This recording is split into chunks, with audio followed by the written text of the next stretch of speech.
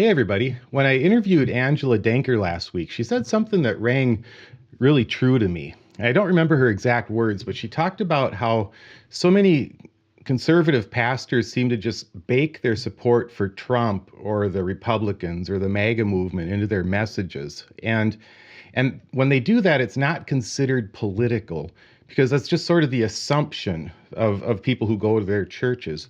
But if someone tries to call them out on that, then the person doing the calling out is labeled as political.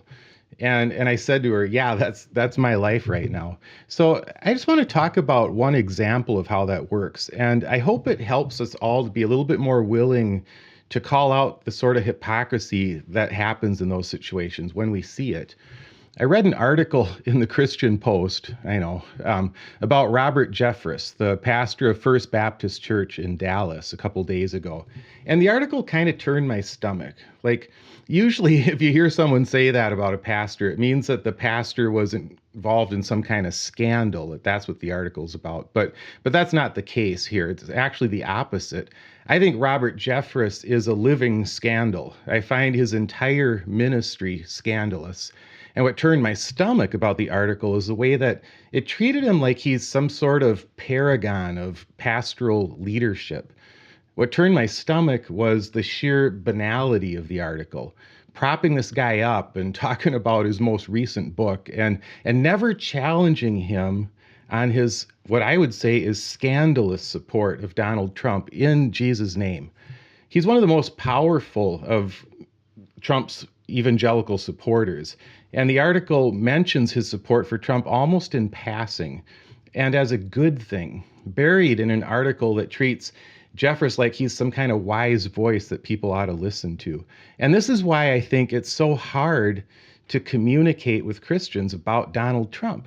This is why it's hard to talk to people about the abusive policies of the Trump administration, because they're reading this kind of trite, mind-numbing pablum every day, and they don't even know that they're being fed pablum. So what I want to do today is share a few of the things that Jeffress has said consistently over the years that fly directly in the face of these like inoffensive little niceties that he recited in this article. But I do need to talk about the article first. But since it's entirely vacuous and it says nothing of importance, it's not going to take long. And by the way, I usually feel this way when I read the Christian Post, but I still read it from time to time anyway, because I do want to understand the people who call themselves Christians, but they still support Donald Trump. A lot of people like that are reading this stuff and they think that they're being informed. And what so often creeps me out is the sheer blandness of the articles.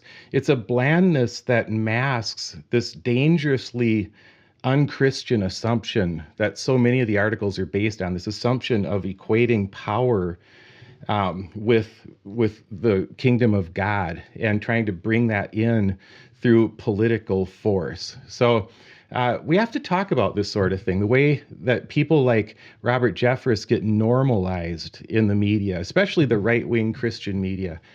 After Trump won the election in 2024, I said that I plan to do two things during his presidency. I said I want to speak the truth, and I want to do what I can to protect the vulnerable, because Trump gets his power in large measure by abusing vulnerable people. It tickles his base when he does that. So I've talked a fair amount lately about the immigration issue, and I've accused Trump and his administration of demonizing migrants in order to play to their MAGA base. And not only does Robert Jeffress have nothing to say about that, he actually approves Trump's message. And that's why Christians keep supporting people like Trump. They're being fed a steady diet of extremism, but it's couched in this folksy kind of language from some of the most insincere people on earth, people like Robert Jeffress. So like I said, the article itself is just a lightweight kind of puff piece, and it's meant to boost sales of some book that Jeffress wrote.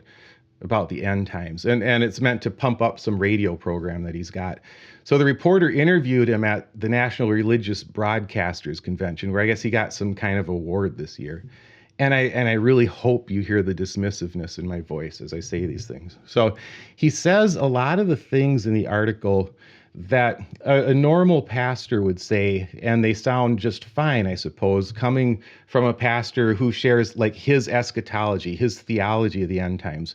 And I don't care what his particular eschatology even is. It doesn't matter. I don't care what he thinks. But he said some reasonable things about the end times, about how Christians ought not to live in fear, kind of no matter what your theology might be about that, how they should focus on Jesus, etc. And that's a good point. And that's the problem. The reasonableness of the article, of the interview, is the problem, because it hides the fact that in other settings, he reveals himself to be a ravenous wolf, currying favor with Donald Trump and advancing himself by distorting the gospel. And I mean, most of us can sound pretty reasonable most of the time. Like, I'm pretty sure that if you saw Charles Manson order a Big Mac and fries and a Coke, you'd notice something around the eyes, but otherwise you'd probably think he's a normal guy. He's just ordering, a Big Mac, whatever. But we can't treat pastors like Jeffress as though they're normal just because they can say some really bland, normal sounding things on cue. So I want to read the part toward the end of the article that kind of bugged me. It reads, "Despite political changes and cultural upheaval, Jeffress expressed cautious optimism for the nation, rooted not in Washington politics, but in the power of the gospel. Referencing President Trump, whom Jeffress described as a wonderful friend, he emphasized that true hope lies not in any political figure." To which I want to say, oh? "Our hope ultimately isn't in the White House," he said. "Our hope is in the Church of Jesus Christ, sharing Jesus with others." Jeffress, who was among the faith leaders who prayed over President Trump last month, encouraged Christians not to grow complacent now that they see a preferred leader in office. So, yeah, this bugs me, especially knowing who this guy is and who this preferred leader is. I mean, first of all, the article talks about political changes and cultural upheavals that we're all going through, but it mentions Donald Trump, but not as one of the main sources of the cultural upheavals that we're going through. Not as the guy who, for instance, is sending innocent people to a torture prison in El Salvador, something that I would expect a Christian pastor to care about and maybe have something to say about. No, Trump is a wonderful friend. Trump is what's right with America right now, according to Jeffress. We're not supposed to put our faith in him, but he's what's going right. We're just not supposed to be complacent as Christians just because right now in Donald Trump, we have a preferred leader in the White House.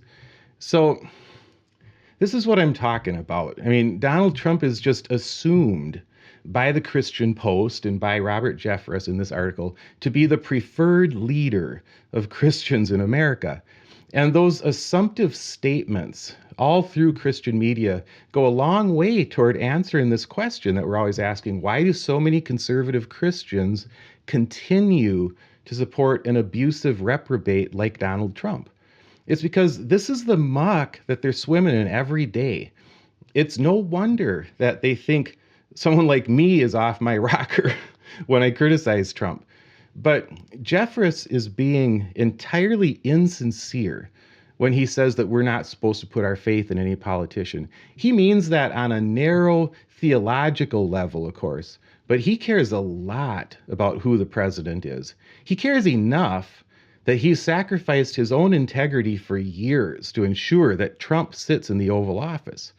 I read one of his most famous quotes in Tim Alberta's recent book when Jeffress said he wanted the meanest, toughest SOB that you can find in the White House to protect Christians. So now that Trump is back in the White House, he can, Jeffress can sort of soften his rhetoric for a bit and pretend to think like a Christian about these things. So I'm going to share a few more quotes from Jeffress over a period of years that show what he truly believes and what he's always believed. And what it boils down to is Robert Jeffress loves power. He's been seduced by power, and he supports Trump because Trump is exactly the sort of transactional guy who offers Jeffress his best shot at power. So I want to start with an account from a few years ago, and the date of when this happened is really important. This account is crucial if we want to understand, all of this, because it shows the blatant falsehood of Jeffress's main excuse that he gives for supporting Trump. In December of 2021, Jeffress held a Christmas service at his church, and he heaped praise on Donald Trump. So why is that date important? Because in December of 2021, Trump was no longer president. He'd provoked the insurrection at the Capitol almost a year earlier, and he was not the Republican nominee for 2024. One of the tactics that Jeffress uses to excuse his support for Trump is to say that, well, it's a binary choice. He says this a lot, it's a binary choice, either Trump or Clinton in 2016, either Trump or Biden in 2020, either Trump or Harris in 2024.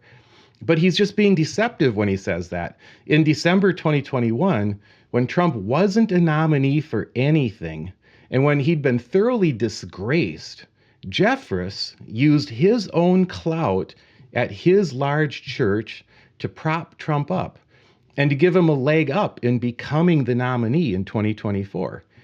Trump needed people like Jeffress to rehabilitate his image, and Jeffress did that for him. And Jeffress is like on Fox News and stuff too. So, when he says things, when he props up, when he rehabilitates Trump's image, people listen to that. That wasn't a binary choice for him to do that. That was lifting up the most abusive, most corrupt, most dishonest president ever and giving him God's stamp of approval at a Christmas service. And then he gave Trump the platform to speak at that service, and Trump ended up leading the crowd in chants of USA, USA. That wasn't a binary choice that Jeffress made between a Democrat and a Republican. That was Jeffress recognizing that of all the potential Republican candidates for 2024, Trump was the one who best represented Jeffress's interests. Trump is the most transactional. He's the one who Jeffress knew would reward him with the most proximity to the throne once he was elected. But this sick relationship started a lot earlier than that. Jeffress was one of the powerful Christian leaders who propped up Trump in October of 2016, just after the Access Hollywood tape came out. You'll remember that tape when Trump bragged about sexually assaulting women. So here's a portion of an interview Jeffress did with NPR shortly after that tape came out.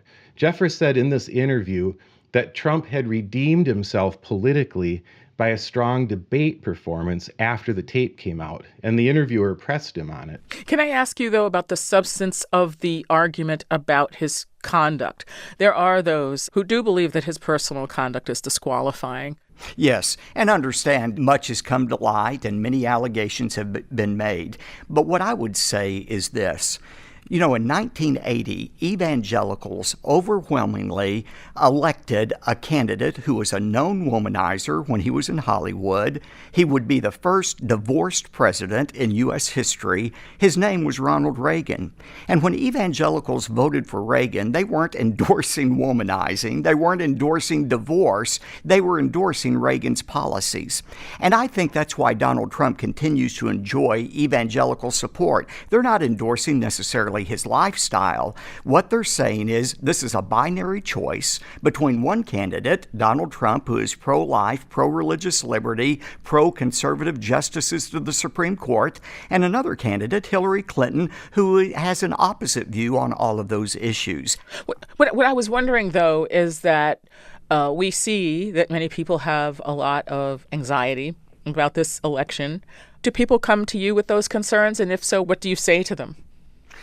There are some who have concerns, but I think most of our members are mature enough to understand that by voting for a candidate, they're not endorsing a particular lifestyle. They're simply voting on the issues. And, I read just this week a Christian blogger who said she had been a victim of sexual assault and she could not support Donald Trump.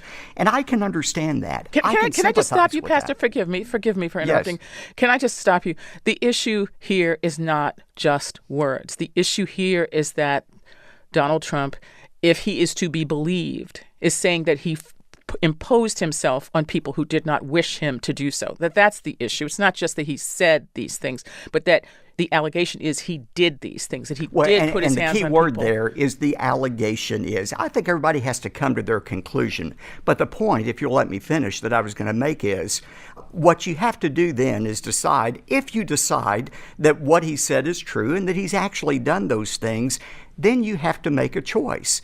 If the answer is not Donald Trump because he has verbally or otherwise assaulted women, do you really want to put a woman into the White House who supports the greatest assault on women of all, and that is murdering them in the womb before they have a chance to be born? So that's disgusting. Jeffress created a permission structure for Christians to ignore sexual abuse when they vote. And note that he said in this interview that these were just allegations. He said that's important. But this allegation that he was dealing with on the tape came from Trump's own mouth about himself. And now that at least one of those allegations has been proven years later in a court of law, Jeffress has nothing to say about it. So Jeffress helped Trump get elected in 2016, and he got to speak at Trump's inauguration. And in his inauguration sermon in January 2017, he talked about how he had flown on a plane with Trump a year earlier and how he sensed that Trump would be president one day. And he said, in the sermon, he said, "And if that happened, it would be because God has placed you there. As the prophet Daniel said, it is God who removes and establishes leaders. Today, 1 year later, God has raised you and Vice President-elect Pence up for a great eternal purpose." So, okay. As long as he's quoting Daniel, I'd like to hear Jeffress quote this passage to Trump, which is also from Daniel, about Trump's treatment of migrants. Daniel said to King Nebuchadnezzar, "Break off your sins by practicing righteousness, and your iniquities by showing mercy to the oppressed." But that's not how Jeffress talks to Trump. Instead, Jeffress's treatment of Trump is more like we see in Hosea, where it says, "They delight the king with their wickedness, the princes with their lies." Or in Isaiah, where it says, "Woe to those who call evil good and good evil, who acquit the guilty for a bribe and deprive the innocent of his right." I think he should consider Proverbs 24, which says, "Whoever says to the wicked, 'You are in the right,' will be cursed by peoples, abhorred by nations. But those who rebuke the wicked will have delight, and a good blessing will come upon them." Now, I know a lot of people are going to say, well, you don't know what Jeffress says to Trump in private. But I think I do know, because he's not just silent in public about Trump's oppression. You could almost think that maybe he's being silent and he's talking to him about it backstage. No, he publicly cheers him on in his oppressive policies. In that inauguration sermon, January 2017, Jeffress told the story of Nehemiah, who built the wall around Jerusalem. And he said, "You see, God is not against building walls." Oh, that's just fantastic reasoning, And he talked about how Nehemiah had to ignore his critics and just build the wall. So that's great. After a campaign in 2016 of Trump demonizing immigrants like he did, in 2024 and in 2020, it's what he does. It's his move.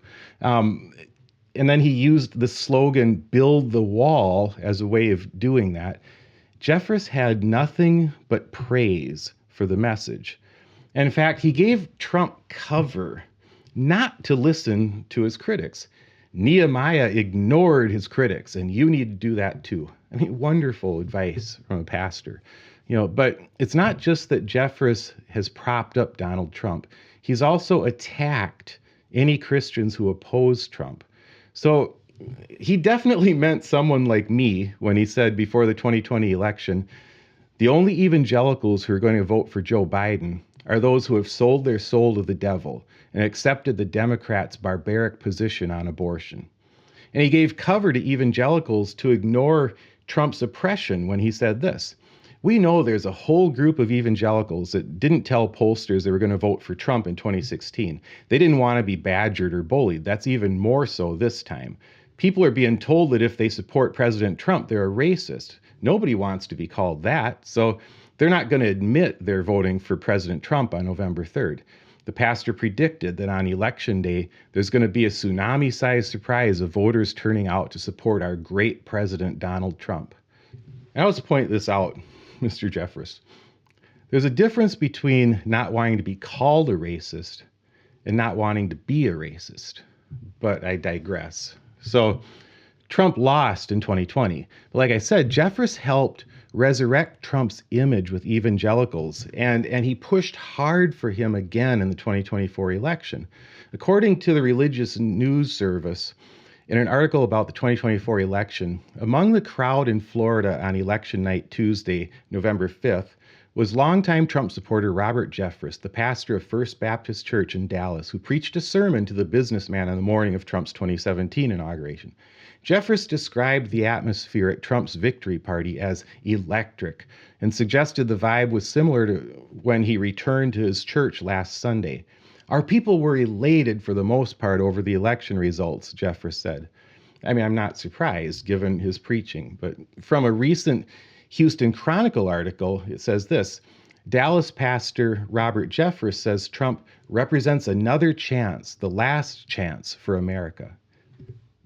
The last chance for America. I mean, so much for not placing our hope in a politician. And he went on, we have a president who believes in the power of prayer, Jeffresss 69 told hosts of the morning television franchise Fox and Friends, adding that he's prayed with Trump several times over the last decade. It gives me great confidence to know that we have a great leader like President Trump who realizes there is a higher being whose assistance and favor we need if we're truly going to make America great again. You got 3 greats into that paragraph, so that's impressive. So that's sick. This is all just really sick. But I already covered what the prophets have to say about people who suck up to power like this. You know, the article goes on. In a Fox News interview over the weekend, Jeffress appeared confident as he pledged his continued allegiance to Trump and to the current administration's mass deportation plans and executive orders targeting diversity, equity, and inclusion programs. The pastor even alleged that former presidents Barack Obama and Joe Biden hated conservative Christianity and everyone who followed it. So I want to stop there for a second. Trump's mass deportation plans are being carried out in an utterly brutal and incompetent fashion. Innocent people are being swept up, and people who may be guilty are being treated as subhuman.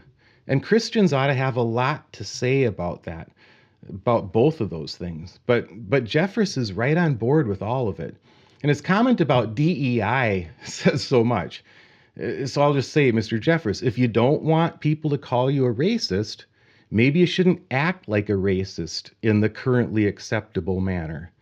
Christians are supposed to be better than this. But he went on, thank God for this president, Jeffress said on March 22nd. One of the great ironies in history is going to be when people look back and see that it took a secular New York real estate tycoon from New York City to put faith back into its proper place in American life.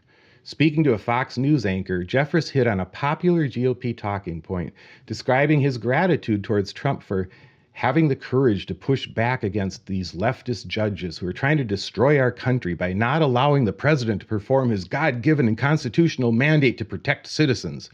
The pastor didn't name any particular judge, yet his comment came after a federal judge notably blocked the president's plans to deport Venezuelan immigrants to El Salvador. So, yeah, I'm not a big fan of Robert Jeffress, and I'm not a fan of the Christian Post writing puff pieces about him and make him seem like a normal kind of a pastor. So I'll just end with this. I don't think that we can stay silent about this stuff. I think guys like Jeffress have to be called out. He's a deceiver with a folksy demeanor, and he's just one of many. He's just the one that I felt like talking about today. If my goal and if our goal is to speak the truth and protect the vulnerable, then we've got to speak the truth about guys like this because he's using his power as a pastor to prop up a president who abuses the vulnerable as a political strategy. And we can't be silent about this stuff. So thanks for listening.